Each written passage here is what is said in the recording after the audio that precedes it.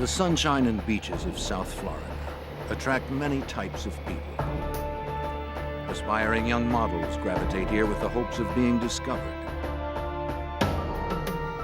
Beginning in February 1984, the dreams of stardom darkened into nightmares when several young women disappeared.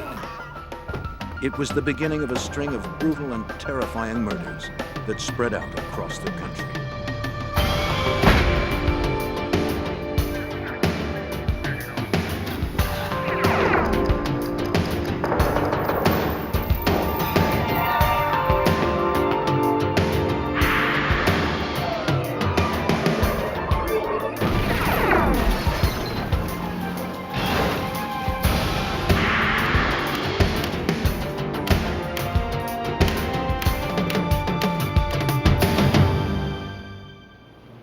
It's a model's job to rivet the public's attention.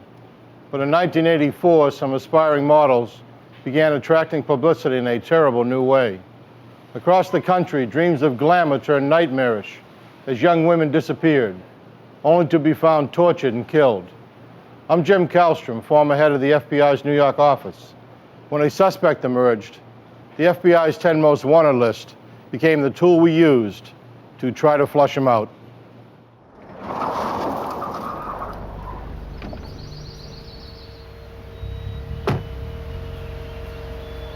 The promising life of Beth Kenyon came to a violent end on March 5th, 1984.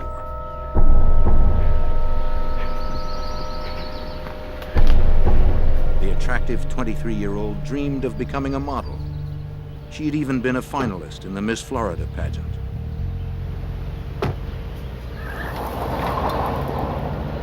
But all her hopes were cut short this Monday afternoon.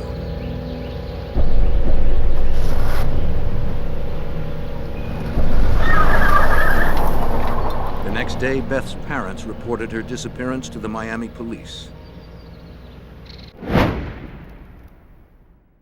The police merely listed Beth as a missing person and explained many girls her age drop out of sight for various reasons without telling their parents. But the Kenyons knew their daughter wasn't the type to just vanish after a few days on a lark. They hired private detective Ken Whitaker and his son Ken Jr. to investigate. She's been missing. The Kenyons told the Whitakers that Beth worked as a teacher of emotionally disturbed children. She has a regular routine that she comes home.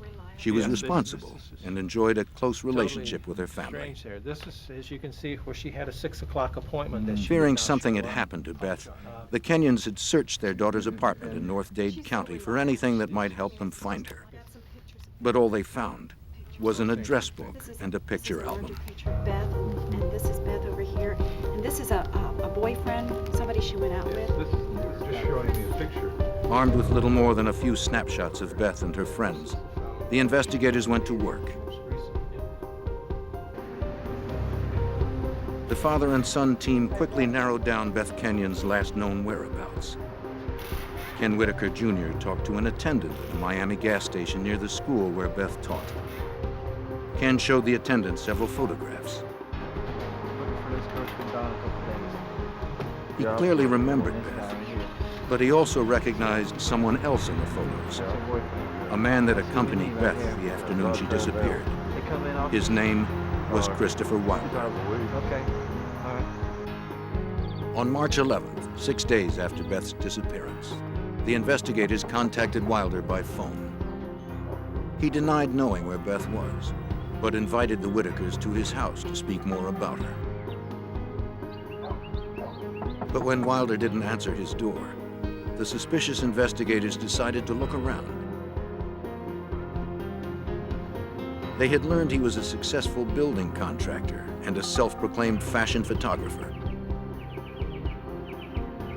The Kenyons had told the father and son team that Wilder had proposed to their daughter, but that she had turned him down, leaving him upset and angry. Rifling through the garbage, the Whitakers found a photograph. Chris Wilder. On the surface, it appeared an innocent picture, but to trained eyes, it meant more. The Investigators soon learned that Christopher Wilder had driven a car in the Miami Grand Prix. On February 26, 1984, he finished 17th and won $400. That race day was also the last time that anyone saw Rosario Gonzalez. The 20-year-old worked for a marketing firm distributing free aspirin samples at the Grand Prix. The Miami news still buzzed with the mysterious disappearance of Gonzalez. She had vanished just 5 days before Beth Kenyon. The investigators discovered that Wilder knew Gonzalez. She had modeled for him in amateur photo shoots. It was a critical connection. The two missing women, Beth Kenyon and Rosario Gonzalez, were linked through Christopher Wilder. With this information, Mr. and Mrs. Kenyon sought the help of the FBI. Special Agent John Hanlon of the FBI's Violent Crimes Unit in Miami remembers the meeting. On the 12th of March, the Kenyons came to the FBI seeking more active involvement of the FBI. Of course, we didn't have any jurisdiction at the time. There was no evidence of an abduction. In an attempt to put pressure on Wilder, the Kenyons' private investigators leaked their findings to the Miami Herald. The story was published on March 16, 1984. Though the article did not mention Christopher Wilder's name, it clearly accused him.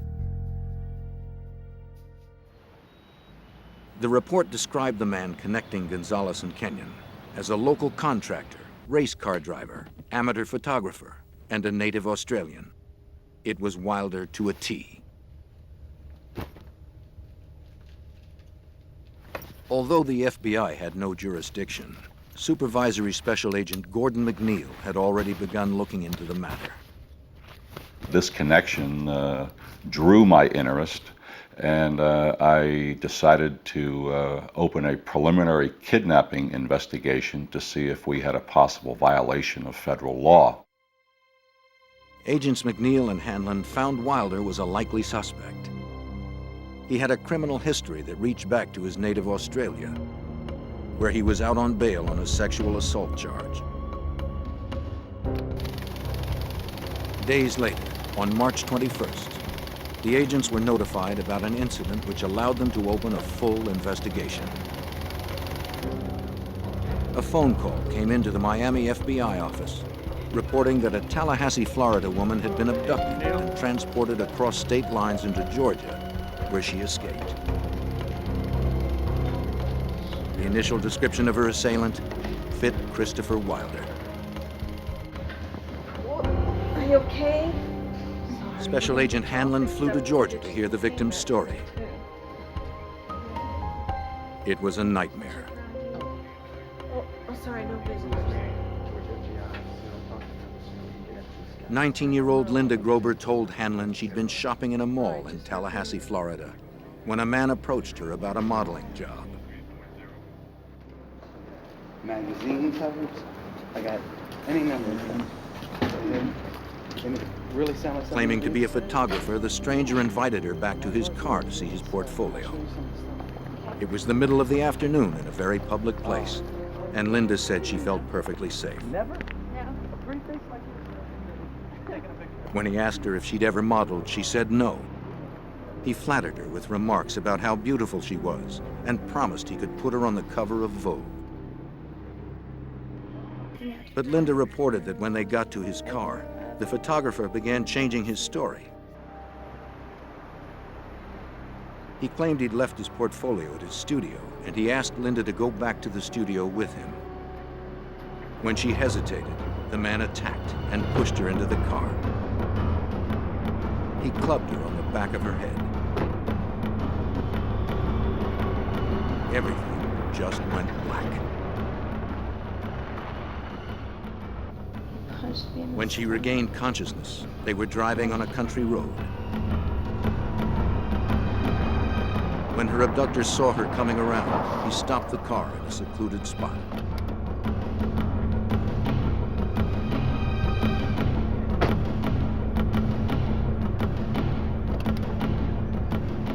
He dragged Linda from the car, telling her that if she tried to escape, he would kill her.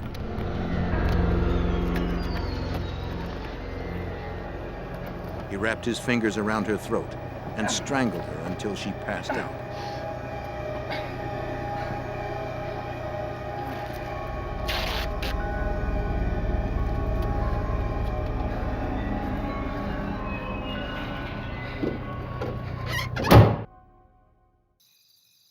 The next time she woke up, she was wrapped in a sleeping bag, lying on a bed in a cheap motel room.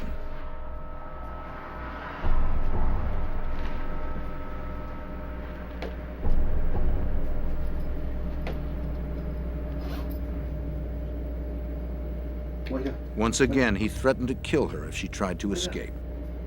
Don't move. He tied her to the bed and superglued her eyes shut.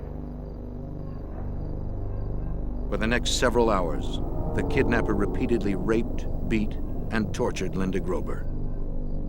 When she disobeyed his commands, he shocked her with an extension cord he had fashioned into an electrocution device.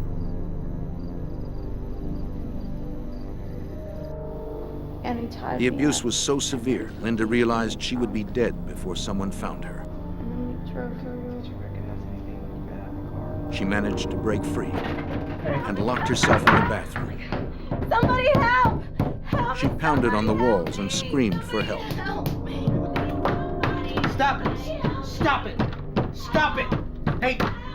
Stop now! Stop it! Stop it! I'm telling you. The rapist panicked, grabbed what he could, and ran.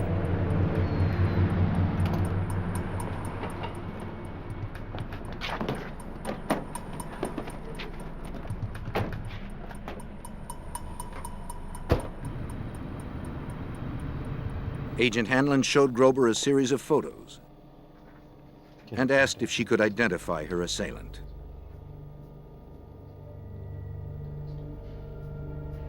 It was absolutely no doubt in my mind. I mean, I'd spent hours with this person that's who he was.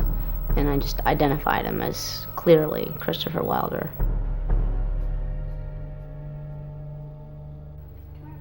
Now 35, a PhD candidate and a single mom, Linda Grober's fierce determination saved her life. It also made her a strong witness, ready to risk everything for her abuser's arrest. I was in the hospital for a week or something like that, and then I had to basically leave the country while he was still a fugitive because they were concerned about my safety. They were concerned about my family's safety. As heinous as Grober's ordeal was, it had the value of catapulting the investigation into a federal case. Because she had been abducted across a state line, the FBI now had full jurisdiction. Christopher Wilder was now wanted for the kidnapping and rape of Linda Grober. And he remained the prime suspect in the disappearance of Rosario Gonzalez and Beth Kenyon.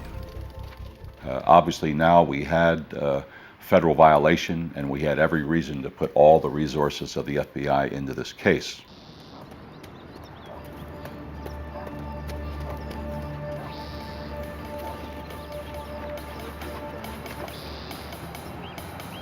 Not knowing exactly where to find Wilder, a team of agents descended upon his house in full force. Kicking in the door, they poured in, ready to arrest the suspect. Clear! Clear! Clear! Clear! But they found an empty house. Clear!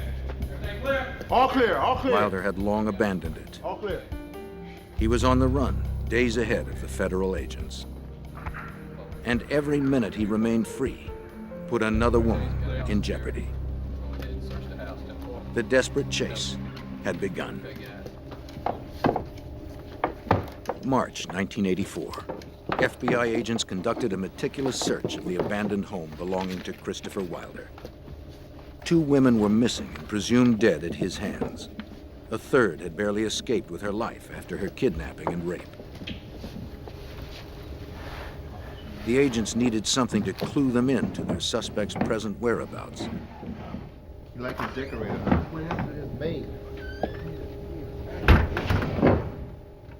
But before he left, Wilder had prepared his home for any investigator. The place had been manicured. There were basically no fingerprints left in Wilder's house. You're always going to find fingerprints inside a residence. It looked like everything had been totally cleaned. FBI and local authorities canvassed Miami and West Palm Beach. But no one reported having seen or heard from Wilder since he left Linda Grober in a Georgia motel. The FBI alerted police to keep an eye out for Wilder's car. They asked banks and credit card companies to monitor any transactions he might make. But informational systems in 1984 moved slowly. The leads trickled in and were usually too late for a quick response.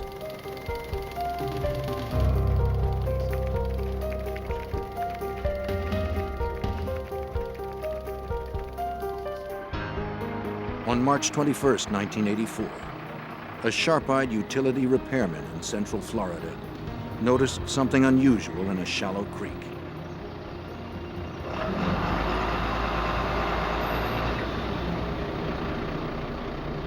It was the barely recognizable body of a young woman. She was later identified as 21-year-old Teresa Ferguson. Witnesses last saw her 3 days earlier, leaving a shopping mall with a man fitting Wilder's description. The autopsy showed she'd been beaten with a tire iron and strangled to death. The victim's profile and the savagery of the crime suggested Wilder. But nothing directly tied him to it. If it was the Australian contractor, the FBI agents knew they had a serial killer on the loose. One that had to be stopped before he murdered again. Agents continued to follow the suspect's trail. An automatic security camera photographed Wilder at a bank in Tampa. The bank records showed that he had emptied his accounts of more than $19,000. It was an ominous break. Their prey now had the money to travel far and wide. By March 22, 1984, Wilder was already in Texas.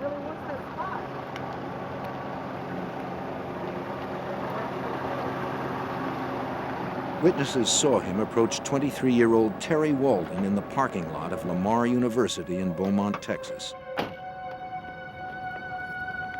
Walden was a wife, mother of two, and a nursing student. Yes, I'm a photographer. My job is to know. Wilder asked her if she'd like to do some modeling. Make a lot of extra money. You sure you don't want to keep the card and think about it? But Wilder couldn't seduce Walden with his pitch. Okay. She politely declined.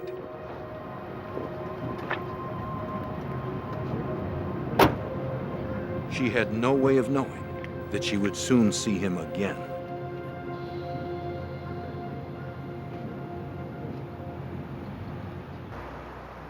While the FBI began its national hunt, witnesses later told investigators that Wilder had stayed in Beaumont, Texas another day.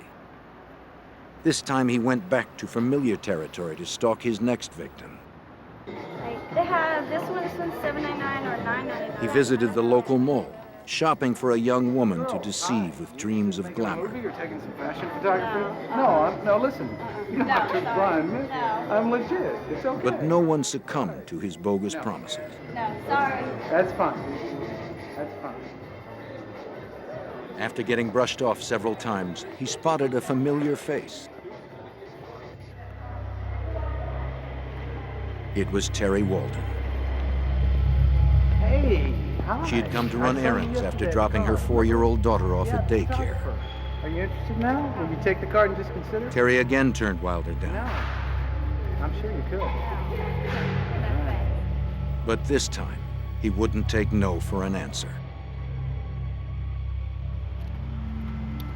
As she left the mall, Wilder followed her out to her car. In broad daylight, in the middle of a crowded mall parking lot, Wilder attacked Walden. He knocked her unconscious and pushed her into her Mercury Cougar.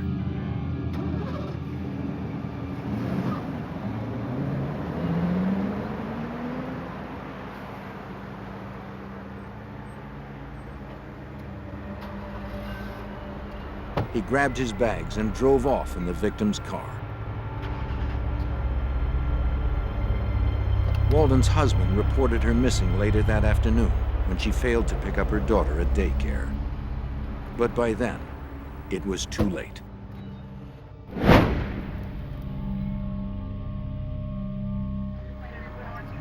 Terry Walden's body was found floating in a canal near Beaumont, Texas, a few days later.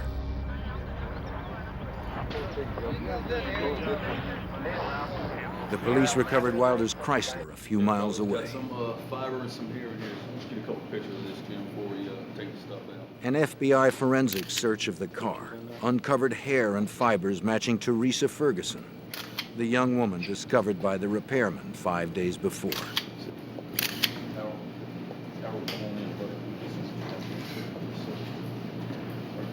It confirmed what the agents had suspected all along.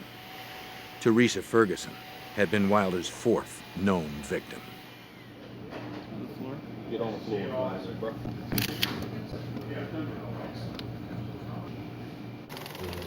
McNeil and Hanlon estimated that the killer was still at least 2 days ahead of them. Out of the Miami office, they broadcast a national all-points bulletin for Terry Walden's stolen car. Every state police agency along the way, every state trooper who was out on that highway knew the car we were looking for. And unfortunately, it's amazing sometimes you say, okay, well, he's in a purple car. We say, how many purple cars are out there? Well, it's amazing how many purple cars are out there when you're looking for purple cars. And that was the problem. We never knew at the time what license plate he was using on that particular vehicle. FBI teletypes clattered endlessly. Every field office in the country received page after page describing Wilder's physical appearance, his victim profiles, where he had last been identified, and where he was thought to be heading. The technology of 1984, however, could not keep up with the pace of his flight.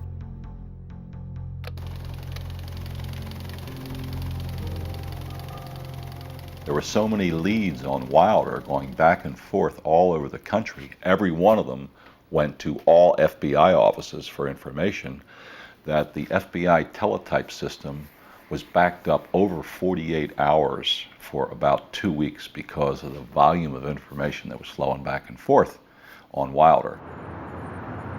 That left the Bureau with only one certain way to track Wilder. They had to follow the grisly trail of corpses he discarded as he ran. The next victim was 21-year-old Suzanne Logan.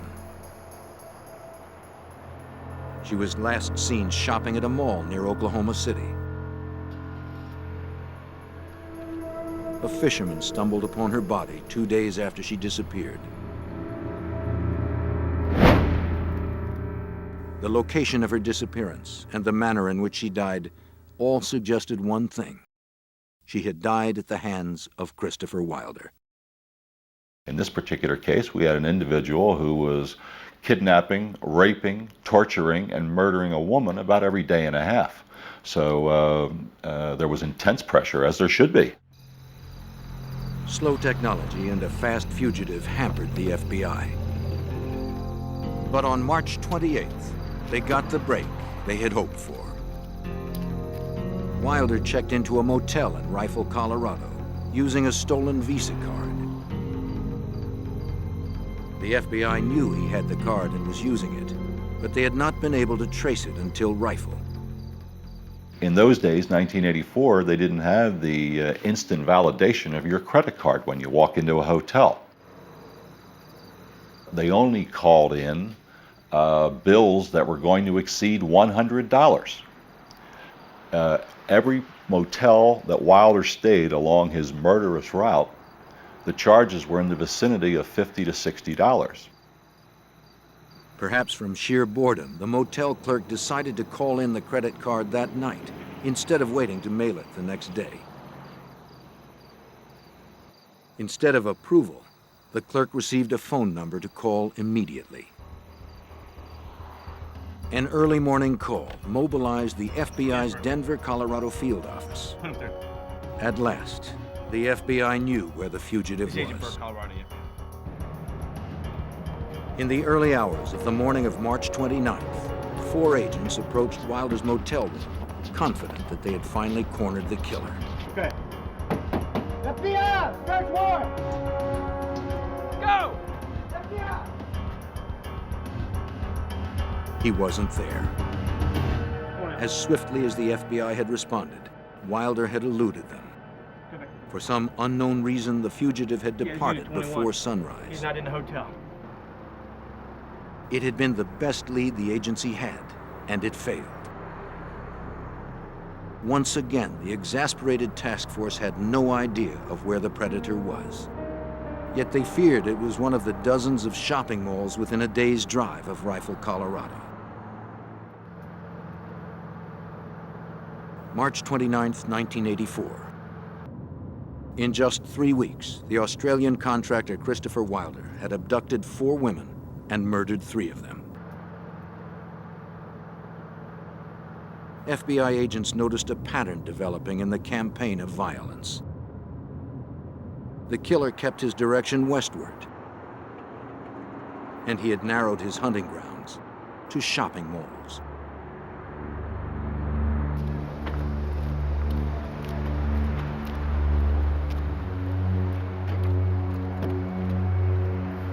"18-year-old Cheryl Bonaventura was last seen at the Mesa Shopping Mall in Grand Junction, Colorado.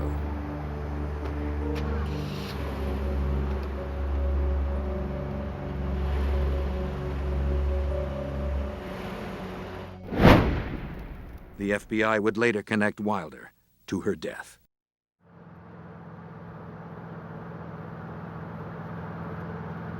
You had a man that you knew was on the prowl. You had a man who you knew as each day goes by that some poor soul in deathly fear of her life was dying in an extremely extremely painful way. To get the word out, the FBI cast a wide net. Across the country, agents notified security officers and mall managers about the danger, telling them to be on the lookout for the Australian. Investigators supplied malls with photos and flyers that were posted to alert shoppers. Despite the FBI warnings, a teen magazine held a cover girl competition at the Meadows Mall in Las Vegas.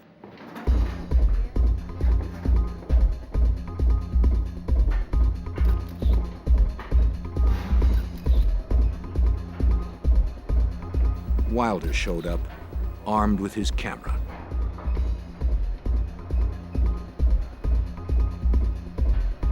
He chatted with several of the teens during the event, but eventually zeroed in on Michelle Korfman.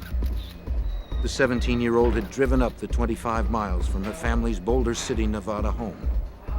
Nervous about participating in her first model search, she had asked her friends and family to let her go alone. After a few minutes' conversation with Wilder, Korfman changed her clothes and left the mall with him. Yeah, sure, I do. That's great. It was April 1st. As soon as Vegas authorities alerted the FBI that a local girl had disappeared at a mall, agents responded. They asked for all pictures that anyone had taken of the fashion show. One photographer immediately delivered 5 rolls of film. And when they printed those photographs, there was the Korfman girl on stage in a modeling type pose, and who's directly beyond her, about 20 feet away, looking at her with what I call the look of a homicidal maniac, none other than Christopher Wilder.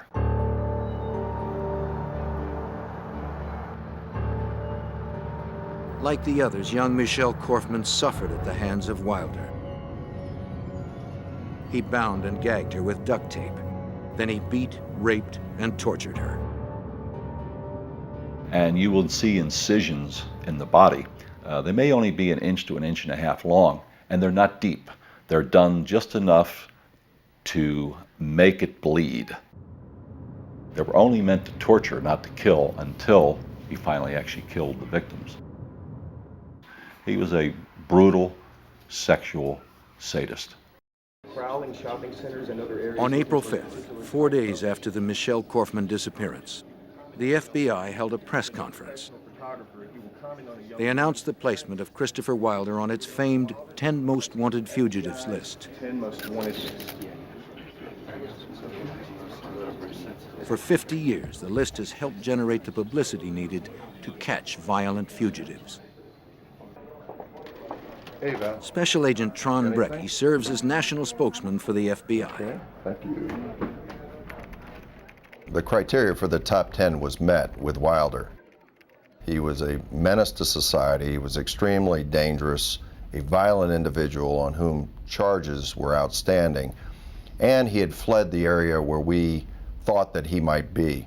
Therefore, it was very important for us to get the message out to the American public and to the media that he could be anywhere in the United States.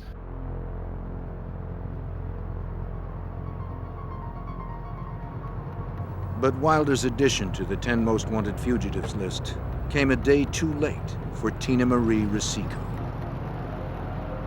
In Lomita, California, on the day before the press conference, the 16-year-old visited the Del Amo Fashion Center mall to apply for a summer job. What a beautiful face you have. The high school student wanted the work to save for a car. She met Christopher Wilder when he said that she was perfect for a modeling gig he had to shoot. And actually, you're so perfect that I could give you $100 right here. He gave her $100 cash and promised much more to come. If you're right, and I know you are, I can tell you are. Do you have a few minutes to just go out and look at close the post out?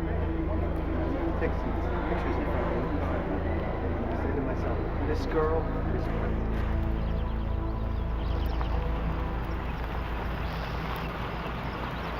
Wilder drove Tina Marie to a nearby park.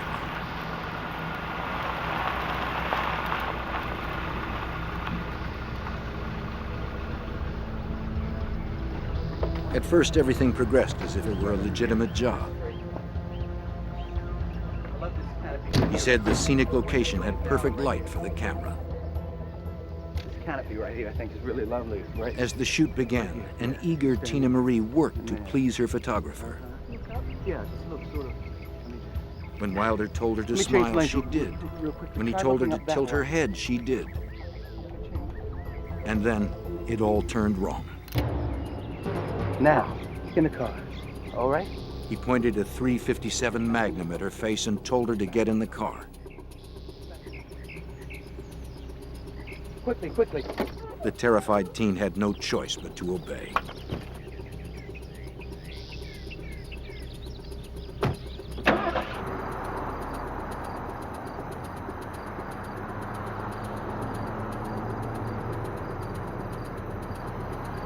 Wilder brought Tina Marie Rosico to a motel in San Diego.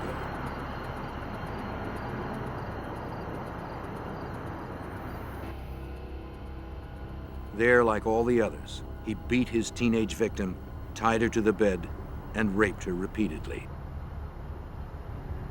Wilder cut her with his knife and electrocuted her using wires he would tie to different parts of her body. The brutality perplexed Agent Hanlon. You say to yourself, why would anybody want to do that to anybody? To scare them so bad, to brutalize them so bad, to torture them with an electrical cord, and then kill them like a piece of trash. And that person knows they're going to be killed. I mean, up until some point, the great realization comes over that individual, I'm not going to survive this. My life's over. And these are young women. He identifies himself as a professional photographer, commenting on a young woman's appearance and attempts to persuade her to accompany him from the area. Just as Tina's life was about to end, a special news bulletin captured Wilder's Very attention. dangerous, and this approach may lead to his apprehension. Christopher Bernard Wilder has been placed on the FBI's 10 most wanted list. It was the FBI press conference. Wilder watched in horror as his picture was plastered on television sets across the nation. The federal agents proclaimed him the most wanted fugitive in America. They held him responsible for the disappearances of 6 young women. They didn't know about the 7th victim in the hotel room with him. We gotta move, come on. Wilder panicked. He grabbed Tina Marie and hit the road. Come on, we gotta move.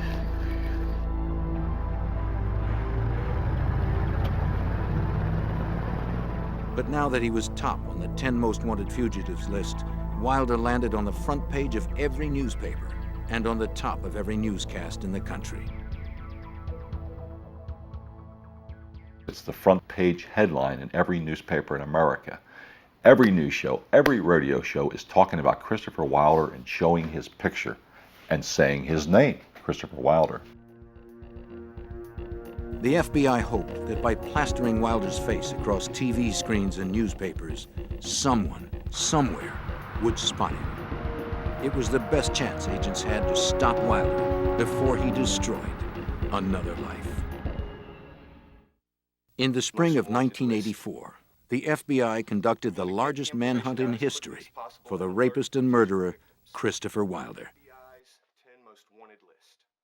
They knew of at least 6 victims. They suspected there were many more.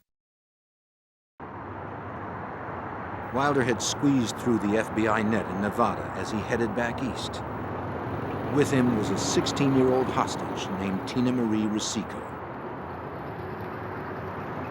On April 10, 1984, outside a shopping mall in Gary, Indiana, Christopher Wilder told Rosico that he would let her go on one condition. She had to help him catch his next victim. For 6 days, the adolescent had been raped, beaten, and terrorized. She was ready to do whatever he asked. Wilder noticed Dawnette Wilt ducking into several shops. He figured she was job hunting in the mall.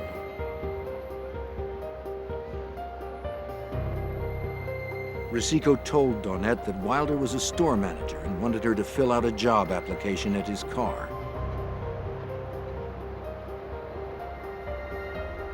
When they reached his car, Wilder drew his pistol and forced Dawnette to get in.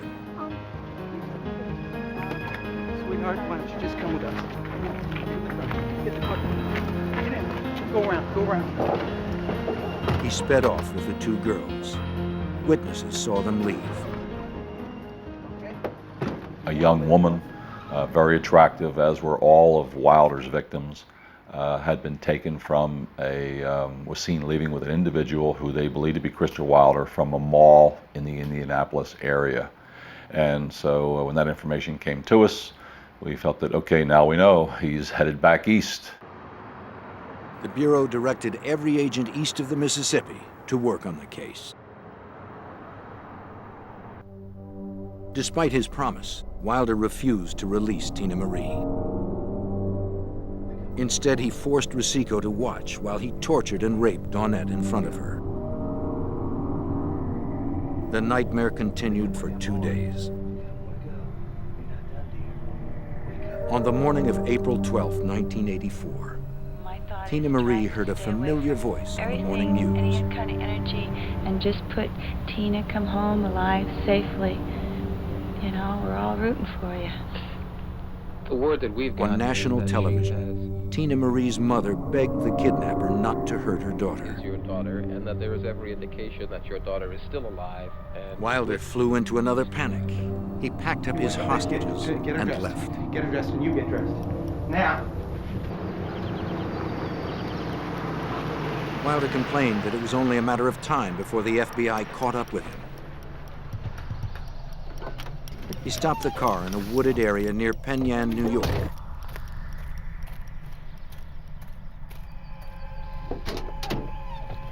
He ordered Rosico not to move. Dawnette was drugged with sleeping pills, yet he forced her to march into the forest.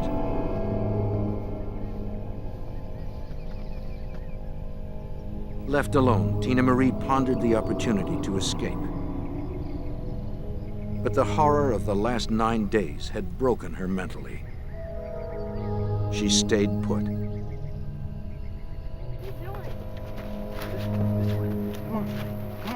Walking through the woods, Dawnette Wilt slowly woke up to the realization that Wilder was going to kill her. She didn't want to die by stabbing. She begged him to shoot her instead. Kneel down. Kneel down. Ignoring her pleas, Wilder stabbed her through the chest twice and left her for dead.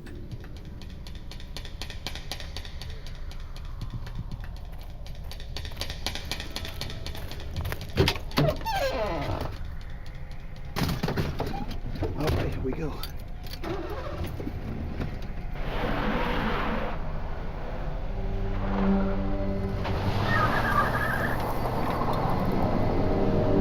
As he began to drive away, the fear that Dawnette Wilt might still be alive seized him.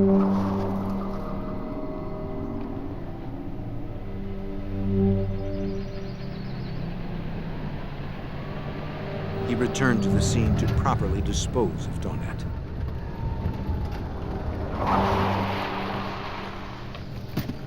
You stay here. You stay here, you hear?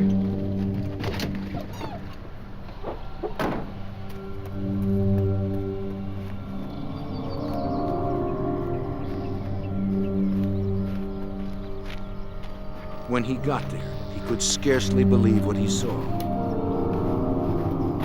She was gone. Incredibly, Dawnette Wilt had survived. Stabbed twice, bleeding profusely, drugged and beaten, she had managed to pull herself up and escape to a road where a passing motorist rescued her. Thanks to Wilt's testimony, the FBI now pinned Wilder in the Northeast, still driving the Mercury Cougar he had stolen from Terry Walden. But for how long? After he went back and found out that she was no longer there, he realized obviously that he had to do something with this vehicle. He needed a new vehicle. And he got into western New York State. Once again, he headed for the nearest mall.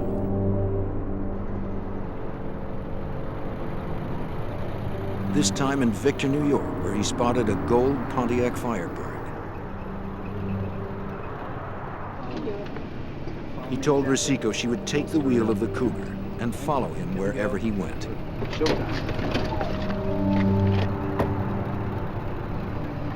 He carjacked 33-year-old Beth Dodge. At gunpoint, Wilder forced her into the back seat of her Firebird. The emotionally shattered Tina Marie did as she was ordered.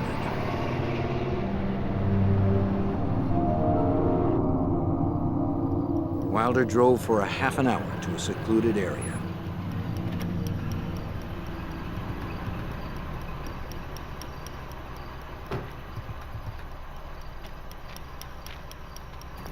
Come on, get out. Come on, just get out. Just get out. Listen, I want you to get the white suitcase, and I want you to get the camera, and I want you to put it in this car and wait for me, you understand?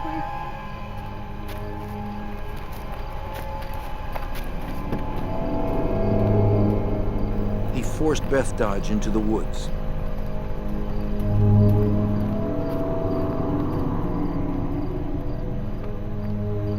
Moments later, Tina Marie heard 2 shots echo out from the trees.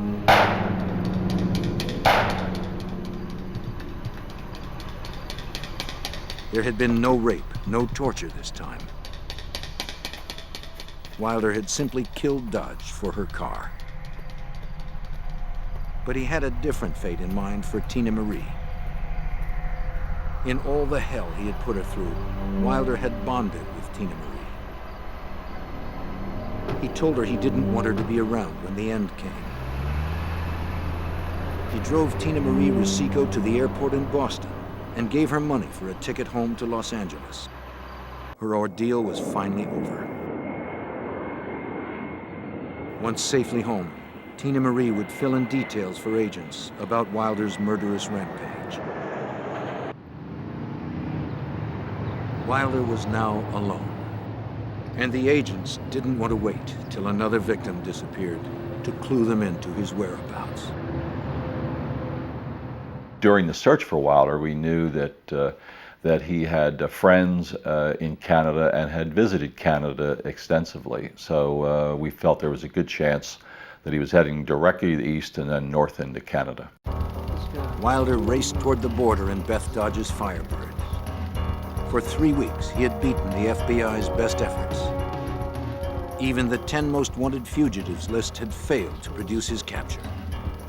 Agents McNeil and Hanman desperately wanted to stop the killer before he struck again or fled their jurisdiction. By April 1984, Christopher Wilder had left 7 women dead across America. 3 more were presumed dead.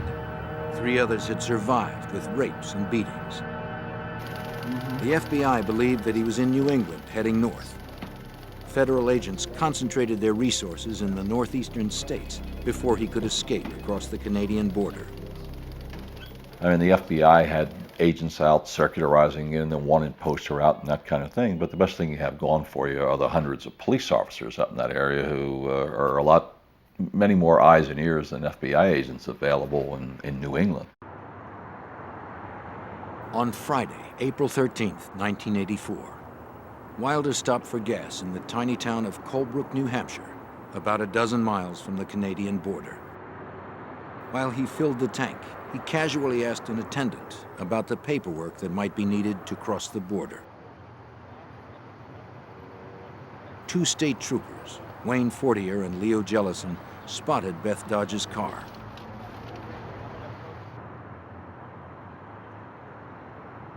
They, like almost every police department in the country, had been told to be on the lookout for the Firebird and for a man of Wilder's description.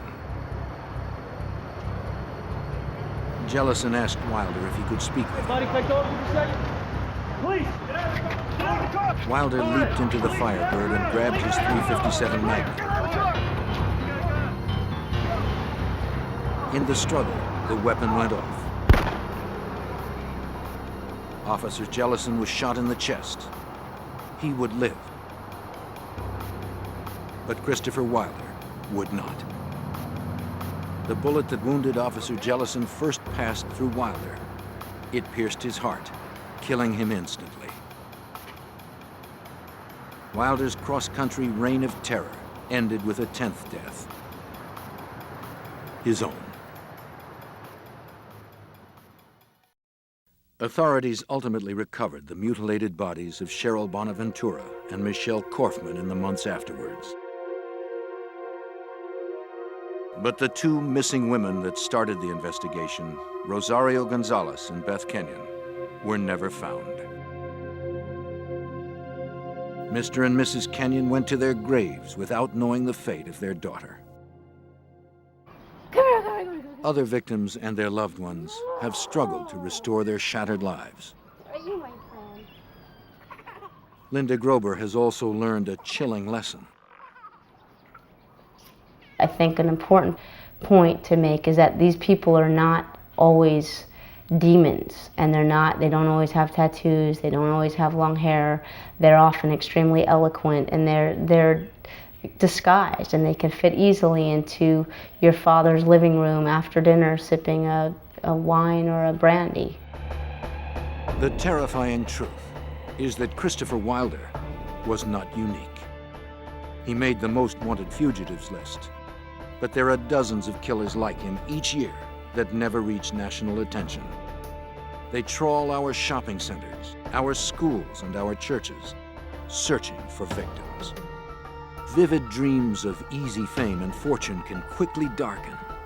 Only through public awareness, tireless vigilance, and the resourcefulness of the FBI can we hope to keep these predators at bay.